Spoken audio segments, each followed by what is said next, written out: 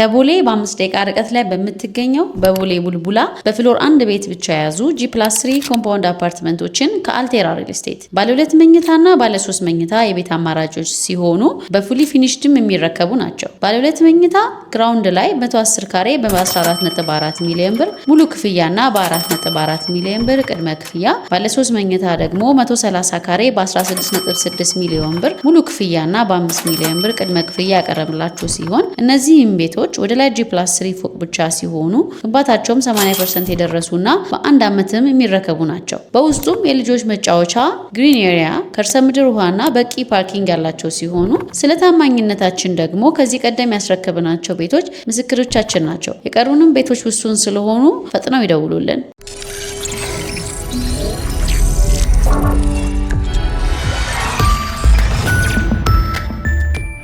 ጤና ይስጥልኝ። ይህ አዋዜ ነው።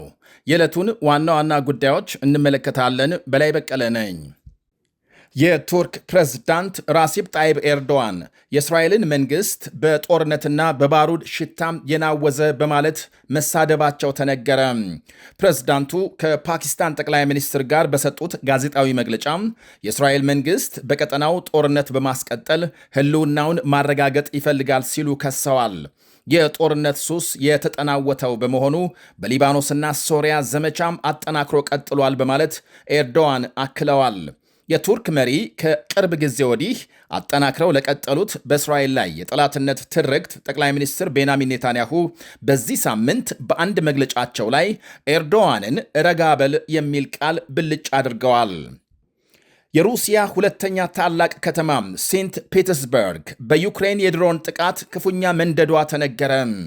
በከተማው ግዙፍ የነዳጅ ማከማቻ መመታቱን ተከትሎ በከተማው ከፍተኛ ጢስ መታየቱን ዘገቦች አመልክተዋል።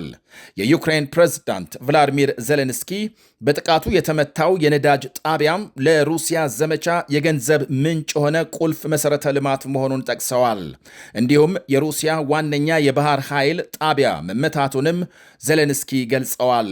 የፒተርስበርግ ዋና አስተዳዳሪ ከተማው ከፍተኛ በሆነ የድሮን ጥቃት እንደተፈጸመበትና እንዲሁም ደግሞ የነዳጅ ጣቢያው መመታቱን አምነዋል። ዩክሬን ከቅርብ ጊዜ ወዲህ በሩሲያ ቁልፍ የኃይል መሠረተ ልማቶች ላይ የረጅም ርቀት የድሮን ጥቃት አጠናክራ መቀጠሏ ሲነገር በዚህ ቢያንስ የሩሲያ 43 በመቶ ነዳጅ የማጣራትና የአቅርቦት አቅም መዳከሙ የዩክሬን ባለሥልጣናት ገልጸዋል። በሩሲያ ሰፊ የነዳጅ እጥረት መከሰቱንም እንዲሁ። የሩሲያ ፕሬዝዳንት ቭላዲሚር ፑቲን ባለፈው ሳምንት በሰጡት መግለጫ በዩክሬን ጥቃት ሳቢያ የነዳጅ እጥረት መፈጠሩን ባልተለመደ ሁኔታ ማመናቸው ይታወሳል። ዛሬ በሩሲያ ሁለተኛ ከተማ ጥቃት የተፈጸመበት አካባቢ ከዩክሬን ድንበር 850 ኪሎ ሜትር ርቀት ላይ እንደሚገኝ ተመልክቷል። ይኸው በድሮን የነደደው የሩሲያ ነዳጅ ጣቢያ በዓመት ከ12 ሚሊዮን ቶን በላይ ነዳጅ የማምረት አቅም እንዳለው ይነገራል። የከተማው 5 ሚሊዮን ገደማ ነዋሪዎች ሁኔታዎች እስኪረጋጉ በቤታቸው እንዲቆዩ ጥሪ ቀርቧል። በዋና ከተማ ዋሽንግተን ዲሲ በሚገኘው ናሽናል ሞል በሚሊዮን የሚቆጠሩ ሰዎች የተሳተፉበት ታላቅ የሰልፍና የሙዚቃ ትርኢት የቀረበ ሲሆን የዩናይትድ ስቴትስ መስራች አባቶች ፋውንዲንግ ፋዘርስ የነፃነት አዋጁን የፈረሙበትን ታሪካዊ ክስተት የሚያስታውሱ አልባሳትን የለበሱ ተዋንያን ትርኢት ለበዓሉ ልዩ ድምቀት ሰጥቶታል። በታሪካዊው የፊላደልፊያ ከተማ አካባቢም ልዩ የባህልና የኪነ ጥበብ መርሃ ግብሮች ተካሂደዋል። የአሜሪካ ፕሬዝዳንት ከዋይት ሃውስ ለመላው የሀገሪቱ ሕዝብ ባስተላለፉት የክብር መልእክት አሜሪካውያን ካለፉት የዲሞክራሲ ጉዞዎቻቸው እንዲማሩ ያሉትን ልዩነቶች ወደ ጎን በመተው ለሀገራዊ አንድነትና ለወደፊት እድገት በጋራ እንዲቆሙ ጥሪ አቀርበዋል። ፕሬዝዳንቱ በንግግራቸው ይሄ ዕለት ያለፉትን ስኬቶች የምናከብርበት ብቻ ሳይሆን ለቀጣዮቹ ትውልዶች የተሻለችና ፍትሐዊ አሜሪካንን ለመገንባት ቃል የምንገባበት ነው ብለዋል። የዘንድሮውን የ250ኛ ዓመት በዓል በተለያዩ ታላላቅ ከተሞች እንደ ኒውዮርክ፣ ሎስ አንጀለስ፣ ቺካጎና እንዲሁም ደግሞ ቦስተን የሚካሄደው የርችት ትርኢት ልዩ አድርጎታል። ከተለመደው የርችት ትርኢት በተጨማሪ በመቶዎች የሚቆጠሩ ድሮኖችን በመጠቀም የአሜሪካንን ታሪክ፣ ሰንደቅ ዓላማና ታዋቂ ብሔራዊ ምልክቶችን በሰማይ ላይ የመሳል ዘመናዊ የቴክኖሎጂ ትርኢት ቀርቧል። በዓሉን አስመልክቶ በርካታ የጥናትና የምርምር ተቋማት የአሜሪካንን የ250 ዓመታት የዲሞክራሲ፣ የሳይንስ፣ የባህልና የኢኮኖሚ ጉዞ የሚያሳዩ ልዩ ኤግዚቢሽኖችን ለሕዝብ ክፍት አድርገዋል። የሀገሪቱ ማዕከላዊ ባንክ ይህንን በዓል ለመዘከር ልዩ የሳንቲም እትሞችን ያዘጋጀ ሲሆን የፖስታ አገልግሎቱም ልዩ ማስታወሻ ቴምብሮችን አውጥቷል። ከአሜሪካ የቅርብ ወዳጅ ሀገራትና ከተለያዩ ዓለም አቀፍ ተቋማት መሪዎች ለዚህ ታሪካዊ በዓል የደስታ መግለጫና የእንኳን አደረሳችሁ መልእክቶች እየጎረፉ ናቸው። መሪዎቹ አሜሪካም በዓለም አቀፍ ዲፕሎማሲ፣ ደህንነትና ኢኮኖሚ ላይ ያላትን ሚና በማድነቅ አጋርነታቸውን አድሰዋል።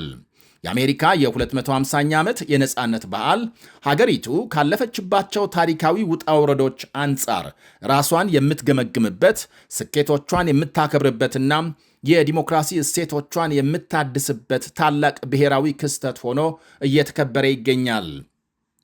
የአሜሪካ የነጻነት ታሪክ መነሻው በ18ኛው ክፍለ ዘመን በአትላንቲክ ውቅያኖስ ማዶ በነበሩት 13 የእንግሊዝ ቅኝ ግዛቶች እንዲሁም ደግሞ በታላቋ ብሪታንያ መንግሥት መካከል የተፈጠረው ከፍተኛ አለመግባባት ነው። ከ1756 እስከ 1763 ዓ ም ድረስ በብሪታንያና በፈረንሳይ መካከል የተካሄደው የ7 ዓመት ጦርነት ብሪታንያን ለከፍተኛ የገንዘብ ዕዳ ዳርጓታል። ይህንን ዕዳ ለመክፈል የብሪታንያ ፓርላማ በአሜሪካ ቅኝ ግዛቶች ላይ የተለያዩ አዳዲስ ቀረጥና ግብሮችን ጣለ። ከነዚህም መካከል በማናቸውም የታተሙ ወረቀቶችና ሰነዶች ላይ ቀረጥ መክፈል፣ ወደ አሜሪካ በሚገባው ሻይ ላይ የቀረጥ ሞኖፖሊ መጫን፣ አሜሪካውያን በብሪታንያ ፓርላማ ውስጥ ምንም አይነት የተወካይ ምርጫ ሳይኖራቸው ይሄ ግብር መጣሉን አጥብቀው ተቃወሙ። በዚህም ያለ ውክልና ግብር የለም የሚለው ዝነኛ የፖለቲካ መፈክራቸው ተወለደ። ውጥረቱ እየባሰ ሄዶ በታህሳስ 1773 የነጻነት ልጆች የተባሉ አሜሪካውያን አርበኞች የሀገሬው ተወላጆችን ልብስ በመልበስ በቦስተን ወደብ በቆሙ የእንግሊዝ መርከቦች ላይ በመውጣት በቶን የሚቆጠር የሻይ ምርት ወደ ባህር ወረወሩ። ይሄ ድርጊት በብሪታንያ መንግሥት ላይ የተሰነዘረ ትልቅ የኢኮኖሚና የፖለቲካ ጥቃት ነበር። ብሪታንያም ለቦስተኑ ድርጊት ምላሽ ለመስጠት በቅኝ ግዛቶቹ ላይ ጠንከር ያሉ የቅጣት እርምጃዎችንና ወታደራዊ እገዳዎችን ጣለች። ይሄ እርምጃም 13ቱን ቅኝ ግዛቶች ይበልጥ አንድ አድርጓቸዋል። የቅኝ ግዛቶቹ ተወካዮች በፊላደልፊያ ተገናኝተው የእንግሊዝን ምርቶች ለማገድና መብቶቻቸውን ለማስከበር ተስማሙ። ውጥረቱ ወደ መደበኛ ጦርነት ከተቀየረ በኋላ ኮንግረሱ የቅኝ ግዛት ጦር እንዲቋቋም ሲያደርግ ጆርጅ ዋሽንግተንንም ዋና አዛዥ አድርጎ ሾመ። እንደ ፈረንጆቹ አቆጣጠር ሚያዝያ 1775 በሌክዚንግተንና ኮንኮርድ ማሳቹሴትስ አካባቢ በብሪታንያ ወታደሮችና በአሜሪካ ሚሊሻዎች መካከል የመጀመሪያው የተኩስ ልውውጥ ተደረገ። ይሄ ክስተት የአሜሪካንን የነጻነት ጦርነት በይፋ ያስጀመረ ዓለምን የናጠ ተኩስ ተብሎ ይታወቃል። ጦርነቱ ለአንድ ዓመት ያህል ከቀጠለ በኋላም አሜሪካውያን ከእንግሊዝ ጋር መታረቅ እንደማይችሉ ተገነዘቡ። የቶማስ ፔይን ኮመን ሴንስ የተባለች አነስተኛ መጽሐፍም የሕዝቡን የነጻነት ስሜት አነሳሳች። በመጨረሻም በቶማስ ጄፈርሰን መሪነት የተረቀቀው የነጻነት አዋጅ በፊላደልፊያ በተካሄደው ኮንግረስ እንደ ፈረንጆቹ አቆጣጠር ሐምሌ 4 1776 ዓ ም በይፋ ጸደቀ። አዋጁ ሁሉም ሰብአዊ ፍጡራን እኩል መሆናቸውንና የመኖር የነጻነት እንዲሁም ደስታን የመፈለግ የማይገሰስ መብት እንዳላቸው አስፍሯል። አዋጁ ከተፈረመ በኋላም ጦርነቱ ለሌላ 7 ዓመታት የቀጠለ ሲሆን አሜሪካውያን በፈረንሳይ እርዳታ እንደ ፈረንጆቹ አቆጣጠር በ1781 በዮርክ ታውን ጦርነት እንግሊዝን ድል አደረጉ። በ1783 በተፈረመው የፓሪስ ስምምነት ብሪታንያ የአሜሪካንን ነጻነት በይፋም አውቃለች። ይህም የዩናይትድ ስቴትስ መንግሥት እውን እንዲሆን መሠረት ጥሏል። ጆርጅ ዋሽንግተንም የመጀመሪያው የአሜሪካ ፕሬዝዳንት በመሆን ተመርጠዋል። ይህ አዋዜ ነው።